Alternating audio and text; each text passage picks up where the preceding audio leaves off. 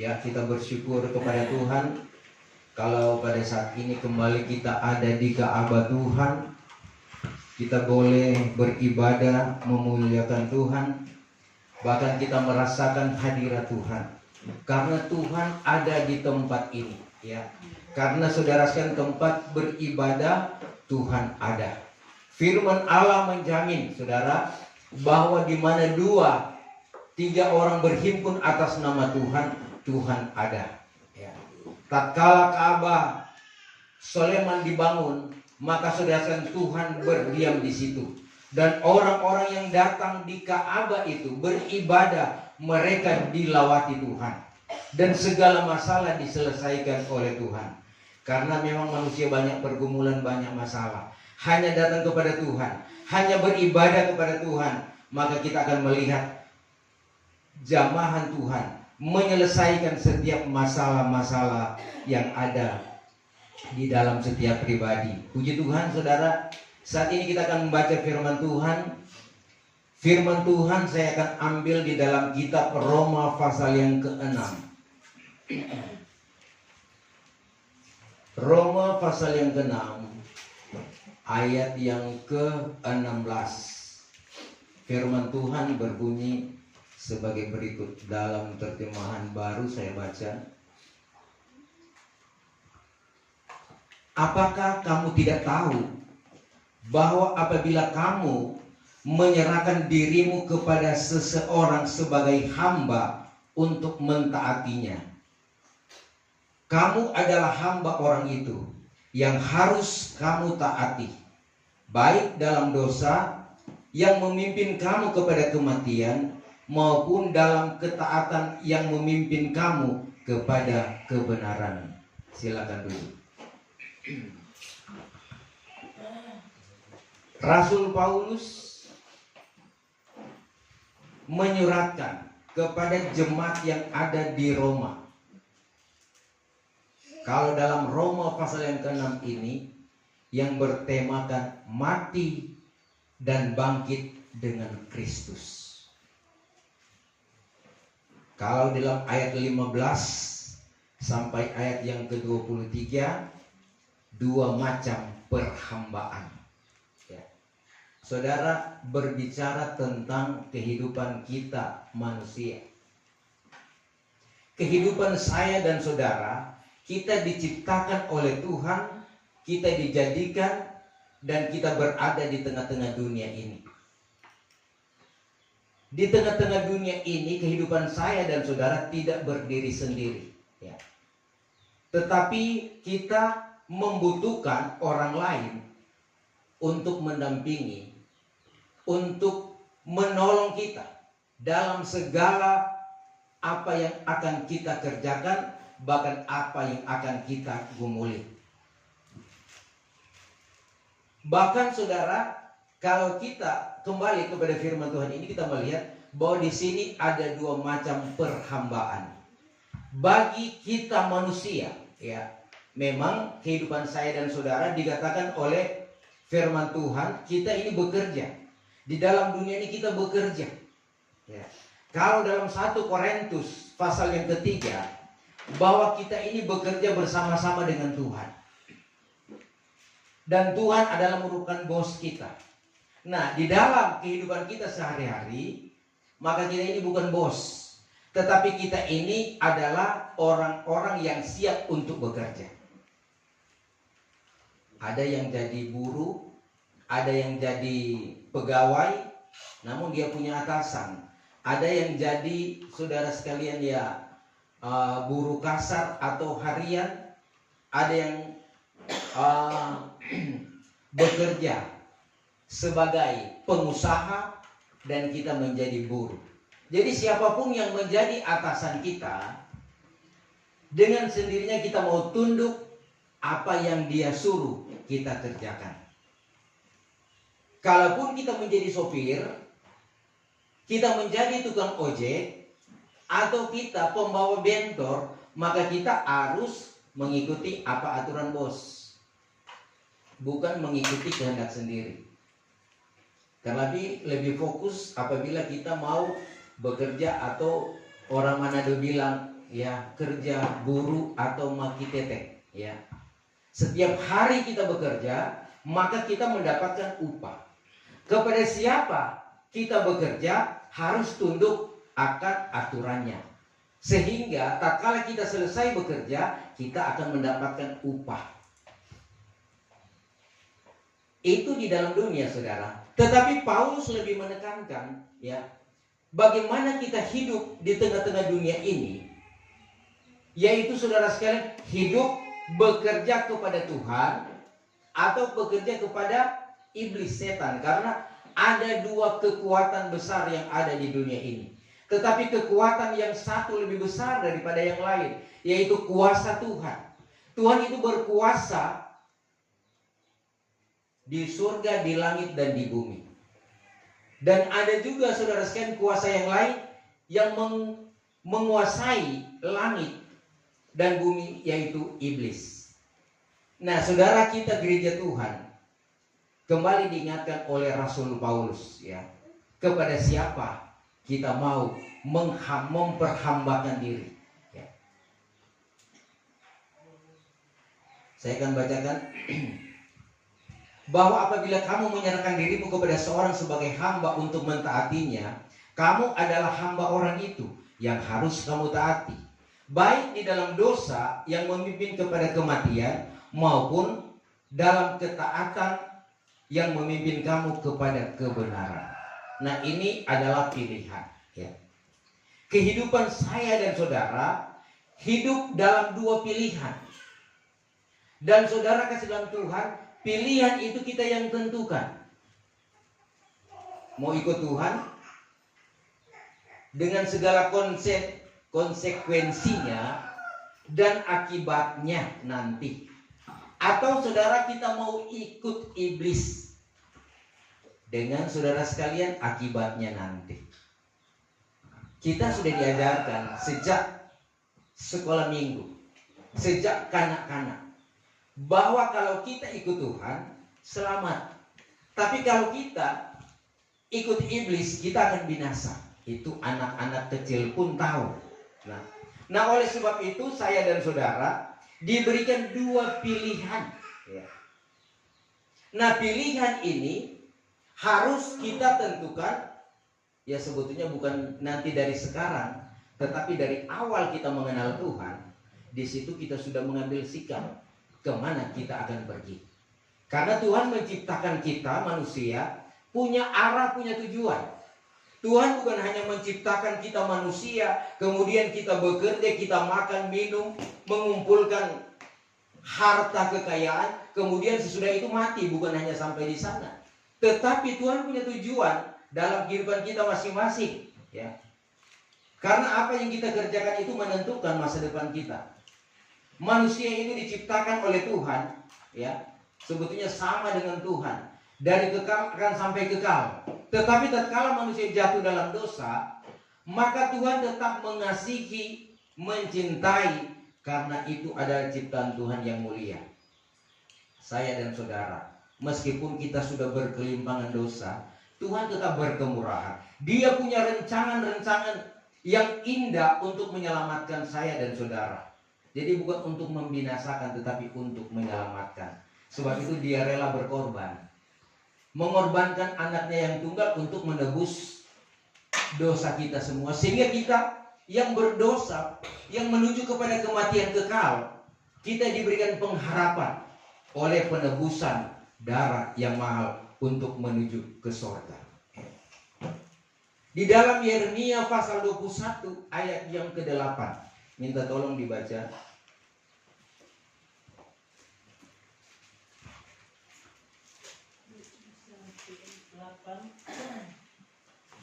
Tetapi kepada bangsa ini haruslah kau katakan, beginilah firman Tuhan, sesungguhnya aku menghadapkan kepada kamu jalan kehidupan dan jalan kematian. Iya, lewat Nabi Yeremia, firman Tuhan menyampaikan kepada orang pilihan Tuhan, orang Israel, bahwa aku memperhadapkan kepada kamu jalan yang menuju kepada kehidupan kekal dan jalan menuju kepada kematian kekal. Pilihlah di sana. Dan firman Allah ini tentunya bukan hanya untuk orang Israel yang dulu-dulu, ya, tetapi Israel akhir zaman, yaitu orang-orang yang sudah dipilih oleh Tuhan, menggenapi firman Tuhan, percaya kepada Tuhan, melakukan kehendak Tuhan, dan mendapat anugerah-anugerah Roh Kudus. Ini adalah orang-orang Israel akhir zaman, yaitu saya dan saudara, yang sudah mengikuti kehendak Tuhan, firman Tuhan, dan setia sampai pada saat ini dan sampai selama-lamanya tetap setia. Inilah Israel akhir zaman. Dan kita diperhadapkan dengan dua jalan. Jalan yang menuju kepada kehidupan kekal dan jalan menuju kepada kematian. Saudara, ini perlu kita renung-renungkan setiap hari, setiap saat, setiap waktu. Apa sebab? Hidup kita tidak menentu, ya. Memang siapa yang tidak suka umur panjang? Kita semua suka umur panjang. Umur panjang dalam dunia ini artinya dibertambah-tambahkan umur, kekuatan, kesehatan, diberkati, apa yang kita butuhkan Tuhan adakan. Dan saudara sekalian, umur panjang dikekal, yaitu sorga. Ini pilihan kita. Dan pilihan itu harus kita tentukan dari sekarang. Nah, tatkala kita menentukan bahwa kita akan ikut Tuhan, maka saudara sekalian, berbuatlah sesuai apa perintah Tuhan. Karena kita, ya, menjadi hamba Tuhan, ya. Hamba Tuhan atau hamba kebenaran. Tuhan itu kebenaran. Jadi tatkala kita jadi hamba Tuhan, maka kita harus melakukan kebenaran apa yang Tuhan sampaikan. Saudara, memang mau melakukan kebenaran itu orang katakan gampang-gampang susah. Memang untuk melakukan, tatkala kita mau, maka saudara kan terlalu gampang mencari Tuhan. Karena Tuhan katakan, carilah aku dan hiduplah. Selagi masih ada kesempatan, kamu akan mendapatkan Tuhan. Tatkala kita mencari. Tapi tatkala kita tidak mencari Tuhan, kita tidak akan mendapatkan Tuhan. Waktu-waktu yang ada, saudara kesayangan Tuhan, tatkala kita menentukan pilihan ikut Tuhan, kita selalu berpikir-pikir tentang Tuhan. Kenapa saudara? Karena Dia adalah Tuhan kita, Tuhan kita, ya. Kepadanya kita bekerja. Apa yang kita kerjakan? Dikatakan firman Tuhan, kita mengerjakan keselamatan masing-masing. Kata Rasul Paulus kepada jemaat yang ada di Filipi. Jadi yang kita kerjakan adalah keselamatan. Keselamatan itu berbicara tentang kenyamanan dalam dunia ini. Artinya secara lahiriah kita diberkati, kita bekerja untuk makan, minum, pakai. Kita mengalami ketenangan dan kesenangan, dan saudara sekalian sampai kepada kekekalan di surga. Ini pilihan, ya. Namun saudara, kadangkala kehidupan saya dan saudara, ya, melakukan apa yang bertentangan dengan kehendak Tuhan. Ini perlu kita rubah kalaupun masih ada. Karena dikatakan oleh firman Tuhan dalam 1 Yohanes pasal 3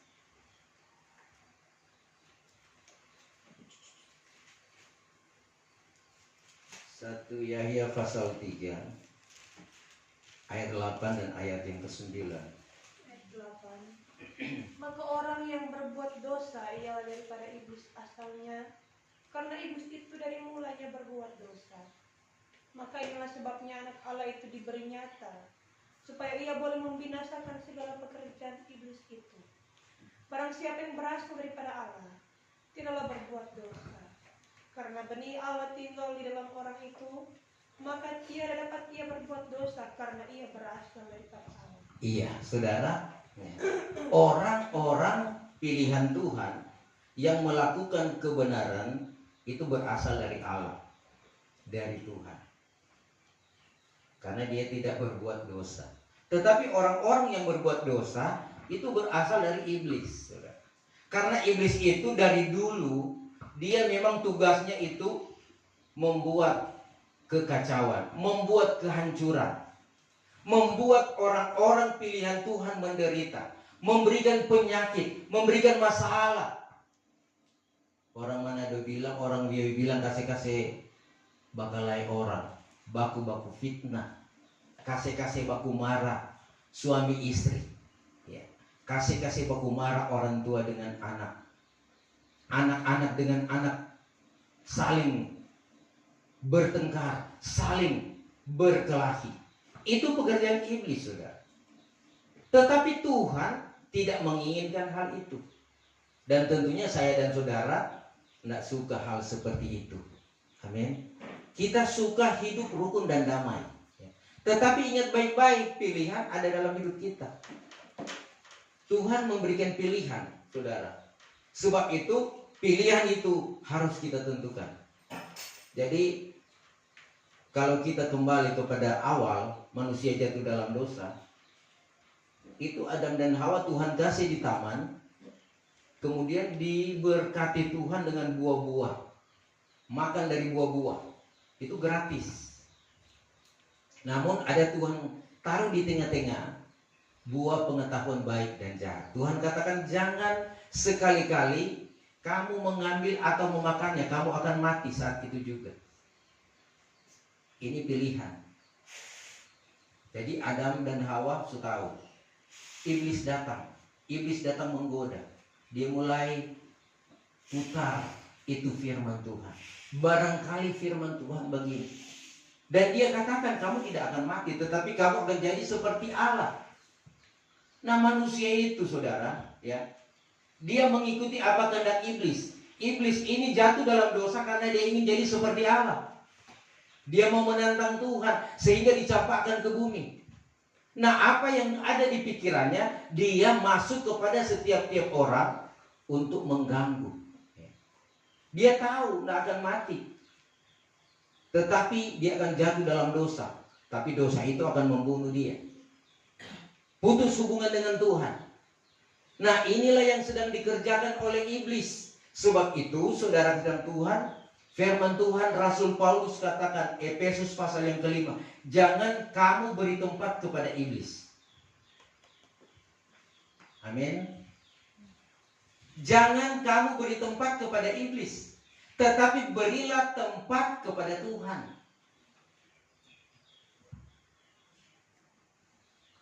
Manusia yang sadar, yang waras, tentunya dia tidak akan pernah memberi kesempatan iblis masuk.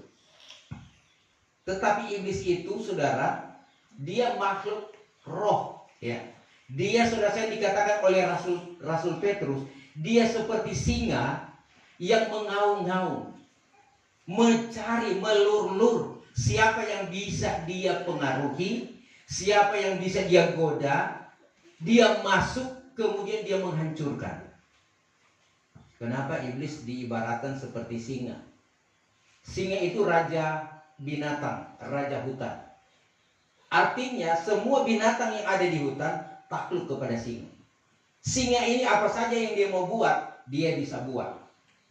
Sedangkan gajah yang besar pun dia bisa makan. Diibaratkan itulah kuasa iblis, kuasa kegelapan. Dia bisa melakukan apa saja dalam kehidupan kita manusia. Namun saudara, kita dipagari oleh Tuhan.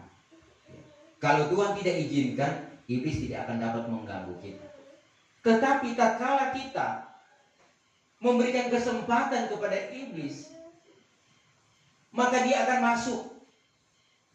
Tatkala dia masuk, maka dikatakan saudara sekalian, dia akan menghancurkan kita. Yang pertama dia hancurkan kita, saudara, yaitu pikiran kita. Pikiran kita, hati kita. Kalau pikiran sudah rusak, hati itu sudah rusak, maka yang dia lakukan itu kejahatan. Amin. Karena pikiran sudah rusak. Tapi pikiran yang baik, dia akan berpikir yang benar.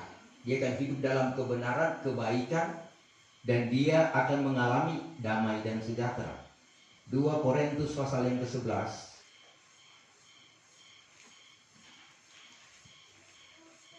Coba baca ayat yang ketiga. Akan tetapi aku takut kalau jadi seperti ular memperdayakan Hawa dengan tipu dayanya, demikianlah juga rusaklah pikiranmu dan renggang daripada tulus ikhlas dan kesucian yang menuju kepada Kristus. Iya, ini saudara Rasul Paulus ingatkan kepada orang-orang pilihan Tuhan di Korintus. Ya, dia katakan, akan tetapi aku takut, ya, kalau kau jadi seperti ular, memperdayakan Hawa dengan tipu dayanya, demikianlah juga rusaklah pikiranmu dan renggang daripada tulus ikhlas dan kesucian yang menuju kepada Kristus. Jadi kalau kehidupan saya dan saudara dipengaruhi seperti Hawa oleh iblis, maka yang pertama pikiran kita jadi rusak. Kalau pikiran sudah rusak, maka saudara sekalian putus hubungan dengan Tuhan, renggang, tidak lagi cinta kebenaran, tetapi cinta kejahatan. Berbuat apa yang jahat menurut kehendak iblis, tidak lagi menurut kebenaran firman Tuhan. Nah, oleh sebab itu ya kita harus memilih. Karena saudara, kehidupan saya dan saudara dikatakan oleh Rasul Paulus, kita bukan selama-lamanya di dunia ini. Kita hanya ada waktu-waktu tertentu. Dalam kitab Mazmur dikatakan bahwa umur hidup manusia sekarang cuma 70 tahun. Dan sekarang kita ini sebagian besar ada di sekitaran 50 tahun ke atas, 40 ke atas. Tuhan katakan cuma 70. Kalaupun dia kuat 80. Tetapi lebih dari itu, dia mengalami banyak-banyak sengsara. Saudara, berbicara umur sebetulnya tidak jadi ukuran bagi kita. Kapanpun Tuhan beri, umur berapapun Tuhan beri, yang penting kita hidup dengan Tuhan. Itu sudah sangat berharga. Karena orang berpikir ya, kalau dia masih muda kemudian meninggal, orang berpikir begini, dia akan kecewa.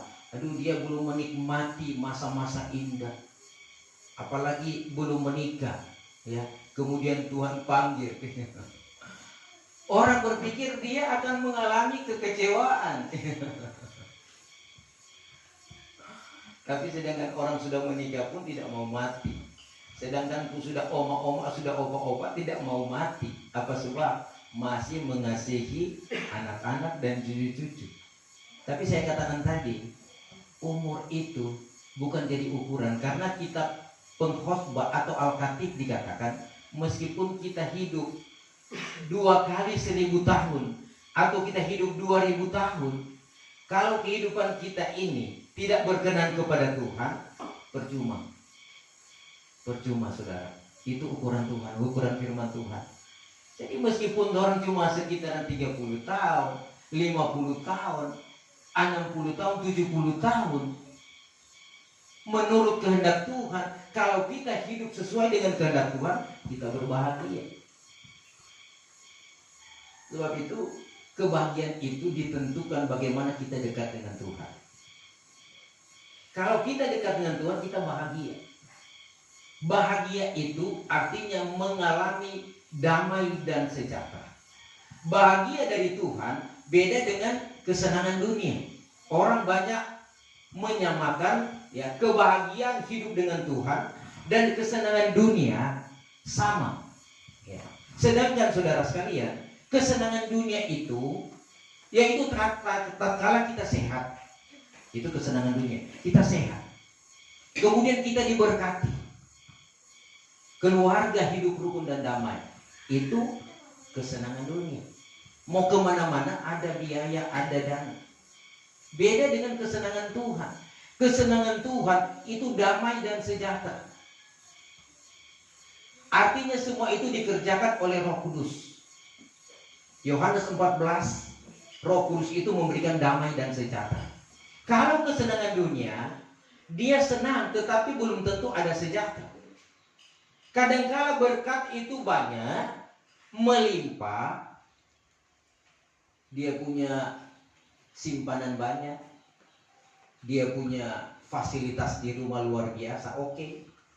Dia punya baju-baju itu model-model baru, tinggal mau pilih yang warna apa, di acara apa dia tinggal mau pilih.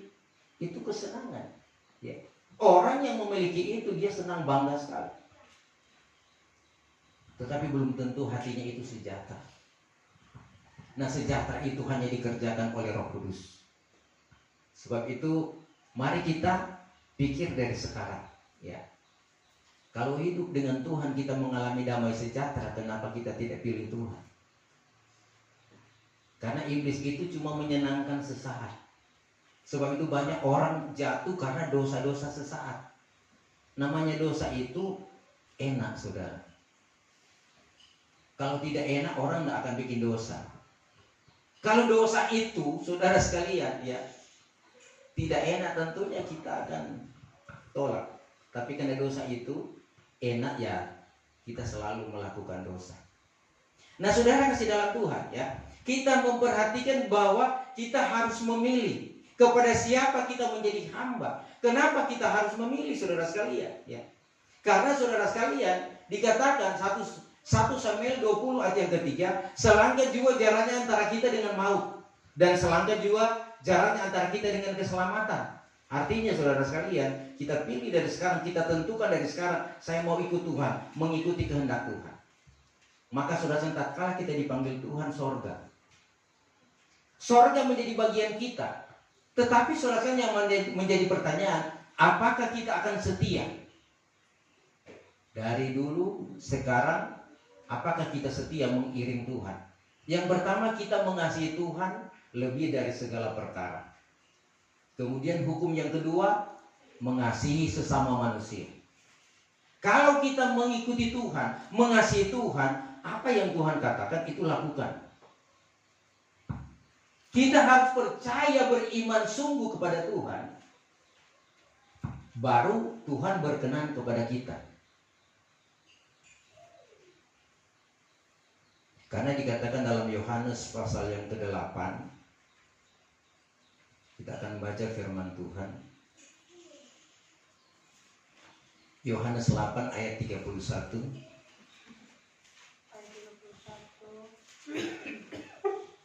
Lalu kata Yesus kepada orang Yahudi yang percaya akan Dia, "Jikalau kamu ini berpegang teguh kepada perkataanku, barulah dengan sesungguhnya kamu menjadi muridku. 32. Dan kamu akan mengetahui kebenaran, dan kebenaran itulah akan memerdekakan kamu." Ya, saudara, dikatakan oleh Tuhan Yesus, jikalau kamu berpegang teguh pada perkataanku, pada firmanku, barulah dengan sesungguhnya kamu menjadi muridku. Dan kamu akan mengetahui kebenaran, dan kebenaran itulah yang akan memerdekakan kamu. Saudara, ya, berpegang teguh pada firman Tuhan, pada pengajaran yang benar. Ya, kita menjadi murid Tuhan, milik Tuhan. Dan kita akan mengetahui kebenaran. Kita akan dibenarkan oleh Tuhan. Kalau kita dibenarkan oleh Tuhan, maka Tuhan selalu akan menjaga, melindungi kita. Kitab Amsal Sulaiman, mata Tuhan itu selalu tertuju kepada orang-orang benar. Orang-orang yang selalu berharap bersandar kepada Tuhan. Telinganya pun selalu mendengar apa yang Dia sampaikan. Sebab itu kita harus jadi benar, saudara. Jalan orang benar. Amsal 4 ayat yang ke-18. Jalan orang-orang yang dibenarkan Tuhan. Makin lama makin bercahaya sampai kepada siang yang sempurna. Artinya saudara, dia bercahaya selama di dalam dunia ini. Bercahaya artinya jadi berkat, jadi terang, kehidupan jadi contoh, jadi teladan. Baik perkataan, perbuatan menjadi contoh bagi orang lain, sehingga tatkala orang melihat senang. Tatkala dia berbicara itu didengar. Ini yang harus kita lakukan. Apa sebab saudara? Memang ya di dunia ini kita menghadapi berbagai pergumulan masalah. Itu kegelapan. Sebab itu apakah kita sanggup bercahaya di tengah-tengah kegelapan? Karena kita ini bukan matahari, ya. Kita ini mungkin hanya seperti lilin yang saudara sekalian ada di tengah kegelapan. Nah, lilin itu saudara dia tidak akan bertahan kalau angin terlalu keras berhembus, dia akan mati. Tetapi kalau lilin yang banyak, dia akan menerangi satu daerah yang besar. Nah, sebab itu saudara, ya, untuk ya saudara sekalian memastikan kita menjadi terang, perlu kebenaran. Dan kita harus menjadi terang. Terang itu menjadi kesukaan. Dikatakan saudara sekalian, terang sudah datang, tetapi gelap yang lebih disukai manusia karena mereka melakukan kejahatan. Ini saudara sekalian Tuhan tegaskan dalam Yohanes 3, Yahya 3 ayat. Coba baca ayat 19 sampai ayat yang ke-20. Ayat 3 ayat 16. Karena demikianlah Allah mengasihi isi dunia ini, sehingga dikaruniakannya anaknya yang tunggal itu, supaya barang siapa yang percayakan dia jangan binasa, melainkan beroleh hidup yang kekal. Yohanes 3 ayat 19. Ayat 19. Maka inilah hukumannya, bahwa terang sudah datang ke dalam dunia, tetapi gelap itu lebih disukai manusia daripada terang itu. Sebab segala perbuatan mereka itu jahat ada. 20. Karena barang siapa yang berbuat kejahatan benci akan terang, dan tiada datang kepada terang itu, supaya jangan kelak segala perbuatannya kena tampal. Ya, saudara, ini merupakan peringatan bagi saya dan saudara. Ya. Terang sudah datang ke dalam dunia, tetapi gelap itu lebih disukai manusia daripada terang itu. Kenapa saudara sekalian? Karena perbuatan manusia itu jahat. Kita saudara sekalian harus mengambil hikmah ayat ini. Ya. Jadi kalau kita berbuat benar, berbuat baik, kita berada dalam terang. Tapi kalau kita berbuat jahat, kita ada dalam gelap. Saudara, kita harus saudara sekalian memilih, ya. Memang kita menghadapi banyak pergumulan, banyak masalah-masalah, dan ini saudara, hal-hal yang terjadi di tengah-tengah dunia ini. Rasul Paulus pun saudara, dia saudara sekalian mengalami banyak penderitaan, ya. Banyak hal saudara sekalian, tetapi dikatakan 2 Korintus pasal 5 ayat yang ke-6 kita membaca firman Tuhan. 2 Korintus 5 ayat 6. Oleh yang demikian, senantiasalah kami menetapkan hati kami, sebab mengetahui bahwa selagi kami diam di dalam tubuh ini, maka kami berjauhan dengan Tuhan. Iya, saudara sekalian, di sini Rasul Paulus katakan, ya, senantiasa dia menetapkan hati, karena dia tahu bahwa selama dia ada dalam dunia, selama dia ada dalam tubuh ini, dia mengalami banyak tantangan, banyak penderitaan, ya. Sebab itu saudara, ya, dia selalu yakin akan Tuhan, selalu cari hadirat Tuhan. Nah saudara, pengalaman Rasul Paulus, ya, dia rela meninggalkan segala sesuatu. Bahkan dalam Kisah Rasul pasal yang ke-20, dia tidak menghargakan nyawanya berharga. Ini artinya dia korbankan semua hidupnya untuk Tuhan. Dia menyempurnakan pekerjaan yang dipercayakan Bapa. Dan dia setia sampai pada langkah yang terakhir. 2 Timotius 4 ayat yang ke-6 dan seterusnya. Dia telah mengakhiri pertandingan. Dia setia sampai pada langkah yang terakhir. Saya dan saudara dalam pergumulan. Kita ini dalam pergumulan. Di tengah-tengah dunia, apakah kita bisa menang dalam pergumulan atau kita akan mengalami kekalahan? Kalau kita mengalami kekalahan, kita akan binasa, masuk neraka. Tetapi kalau kita bergumul beroleh kemenangan, saudara, akan sorga. Nah saudara sekalian, untuk mencapai kemenangan, ya, bukannya saudara sekalian perjuangan kita berat, bukankah kita saudara sekalian, ya, Tuhan mintakan setia saja, setia dalam kebenaran, setia mengiring Tuhan. Karena dikatakan Matius 24, barang siapa yang setia sampai pada langkah yang terakhir, dia selamat. Jadi artinya kehidupan saya dan saudara harus setia kepada Tuhan dalam apapun yang diperintahkan oleh Tuhan. Karena tatkala kita tidak setia, ya maka saudara kita akan mengalami apa yang dikatakan kegagalan. Ya. Dikatakan saudara sekalian oleh Rasul Paulus dalam ayat yang ke-9, oleh sebab itu juga kami berusaha, baik kami diam di dalamnya, baik kami diam di luarnya, menjadi berkenan kepada Tuhan. Karena tak dapat tiada, kita sekalian akan jadi nyata di hadapan kursi pengadilan Kristus, supaya tiap-tiap orang menerima balasan sebagaimana yang telah dilakukan oleh tubuh itu, baik atau jahat. Jadi saudara, ya ini yang apa yang kita kerjakan, kita harus bertanggungjawabkan. Ya. Saudara, kita perhatikan ya bahwa Tuhan menyediakan sorga Yerusalem baru bagi saya dan saudara yang bisa bertahan sampai pada langkah yang terakhir. Sebab itu mari kita mengusahakan diri dan kita meninggalkan segala perbuatan-perbuatan jahat. Karena sebetulnya kuasa iblis, kuasa setan itu sudah dikalahkan oleh Tuhan. Tuhan Yesus sudah mengalahkan iblis. Bahkan kita diberikan kuasa untuk mengalahkan iblis. Amin. Kisah 1 ayat 8, apabila Roh Kudus turun ke atas kamu, kamu akan beroleh kuasa. Kuasa apa itu? Kuasa untuk memberitakan Injil, kuasa untuk mengusir setan, dan kuasa untuk mengalahkan segala pergumulan. Kuasa untuk beroleh kemenangan. Dan kuasa itu diwujudkan, saudara, di dalam 1 Yohanes pasal 5, ya ayat yang terakhir, 1 Yohanes 5 ayat 4 dan ayat yang ke-5. Ayat yang keempat. Ya. Karena barang apapun yang berasal daripada Allah mengalahkan dunia, maka inilah kemenangan yang mengalahkan dunia, yaitu iman kita. Siapakah dia yang mengalahkan dunia ini? Melainkan hanya orang yang percaya bahwa Yesus itu adalah Allah. Saudara, siapakah yang mengalahkan apa yang ada di dunia? Cuma iman. Iman kepada Tuhan, yaitu iman dengan perbuatan.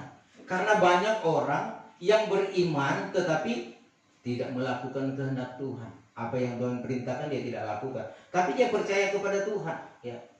Sebab itu dikatakan Tuhan tegur orang-orang Roma, ya, bahwa mereka itu mengenal Tuhan tetapi tidak melakukan kehendak Tuhan. Ya. Ingin mendirikan kebenaran sendiri. Artinya saudara sekalian, mereka menganggap diri sudah benar. Apa sebab? Mereka sudah percaya Tuhan, mereka sudah membaca Alkitab, mereka sudah tahu Alkitab. Seringkali saudara sekalian mereka mengabaikan Tuhan.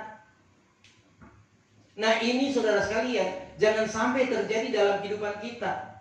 Karena kita sudah tahu bagaimana kita bergumul, kita berdoa, kita berpuasa, kita membaca firman Tuhan. Kita bangga saudara sekalian tahu firman Tuhan. Tetapi apakah kita bangga sudah melakukan firman Tuhan? Ini yang menjadi pertanyaan. Karena saudara sekalian, iman tanpa perbuatan mati. Kita tahu firman Tuhan tapi kita tidak lakukan, percuma saudara sekalian. Tidak berkenan kepada Tuhan. Itu bukan iman yang mengalahkan dunia. Kenapa saudara sekalian? Karena kita sudah tahu firman Tuhan, kita tidak melakukan, dan nyata dalam kehidupan kita. Apa yang kita alami setiap hari itu adalah kualitas iman kita. Kalau hidup kita diberkati, mengalami ketenangan, itu nyata bahwa kita sudah melakukan perbuatan. Tetapi kalau hidup kita lebih terpuruk, artinya lebih susah dibandingkan dengan yang lain-lain, maka kita perlu introspeksi diri. Orang sudah kerja, tetapi ya dikatakan oleh Nabi Hajai, ya, kamu menabur banyak, menuai hanya sedikit. Perhatikanlah langkahmu. Mendapat hasil yang banyak, ya, penghasilan yang banyak, tetapi kita tidak tahu mau diapakan itu. Kadang-kala ya hanya memuaskan hawa nafsu, hanya melihat, ya mungkin ya karena kalau mungkin banyak utang tutup utang.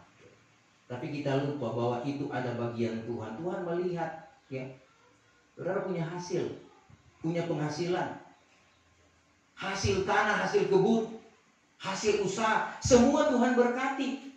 Tetapi kalau kita tidak melihat apa yang ada, malah kita lebih berkekurangan. Nah, ini kita perlu introspeksi diri. Sebutnya Tuhan itu kalau dia memberkati akan tercukupkan.